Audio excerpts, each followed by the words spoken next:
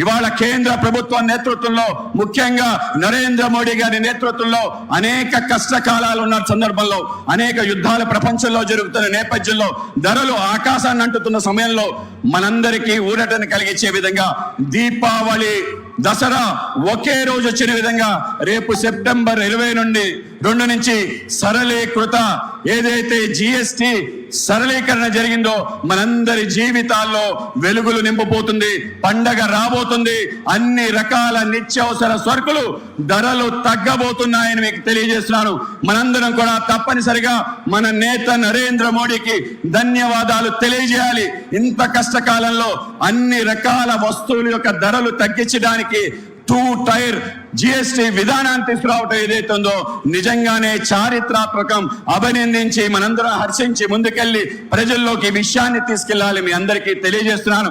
రాబో కాలంలో ఆంధ్రప్రదేశ్ భారతీయ జనతా పార్టీ తన యొక్క రోడ్డు మ్యాప్ నిర్ణయించుకొని ఈ ప్రాంతంలో అనేక కార్యక్రమాలు చేయటం, ప్రతి గ్రామానికి భారతీయ జనతా పార్టీ జెండా తీసుకెళ్లటం, ఏ పథకాలైతే నరేంద్ర మోడీ గారి యొక్క ప్రజలకు ఇవ్వాలనుకున్నాడో, తను ఏ పరిస్థితుల్లో పుట్టి పెరిగాడో, ఈ దేశంలో ఎవరు కూడా పేదరికాన్ని అనుభవించకూడదని సంక్షేమ కార్యక్రమాలు తీసుకొచ్చారో వాటన్నిటినీ చేరువ చేసే పెద్ద ఎత్తున కార్యక్రమాన్ని చేయాలి. అలాగే ప్రజల సమస్యలో మమేకమే ఆ ప్రజా సమస్య పరిష్కారానికి మనం దారులు వేయాలి.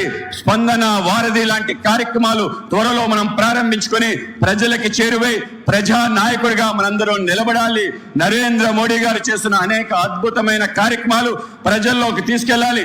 మన్ కీ బాత్ లో ఆయన చెప్పే అనేక విషయాలు ప్రజలకి తీసుకెళ్లే విధంగా మనం తయారు కావాలి.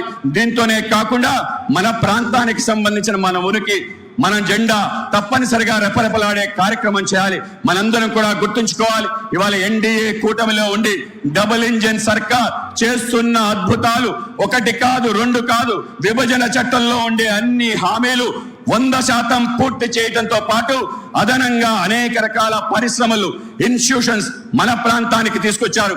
విశాఖపట్నం ముఖ్యంగా ఉత్తరాంధ్ర యొక్క ఏదైతే చిరకాల కల ఉందో, మన ప్రియతమ ప్రధానమంత్రి 2019లో విశాఖ కేంద్రంగా సౌత్ కోస్టల్ రైల్వే జోన్ ఇవ్వటం ద్వారా మనందరి కలని సాకారం చేసింది భారతీయ జనతా పార్టీ ప్రభుత్వాన్ని గుర్తుంచుకోవాలి.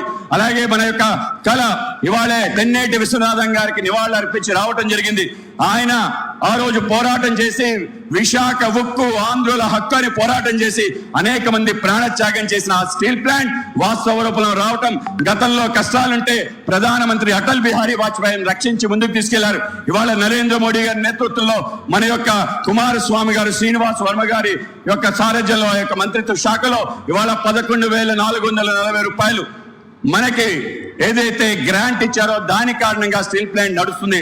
కేవలం స్టీల్ ప్లాంటే కాదు, అనేక ఇతర పరిశ్రమలు కూడా మన ప్రాంతంలో రాబోతుంది. నక్కపల్లి దగ్గర బల్క్ డ్రగ్ ఫ్యాక్టరీ కానీ, ఆర్సెనల్ మెటల్ కానీ, బీపీసీఎల్ యొక్క ఇంటిగ్రేటెడ్ పెట్రోలియం కాంప్లెక్స్ కానీ, ఇవన్నీ కూడా మన ప్రాంతం యొక్క ముఖ చిత్రం మార్చబోతుంది. ఉపాధి, ఉద్యోగ అవకాశాలు కలగబోతున్నాయి. గత సంవత్సరంలోనే 1 సంవత్సరంలోనే దేశంలో ఏ రాష్ట్రంలో లేని విధంగా కూటమి యొక్క నేతృత్వంలో యొక్క ప్రభుత్వంలో 10 లక్షల కోట్ల రూపాయలు పెట్టుబడులు మన ప్రాంతానికి వచ్చాయని చెప్పడానికి నిజంగానే నేను సంతోషిస్తున్నాను, ఆనందపడుతున్నాను.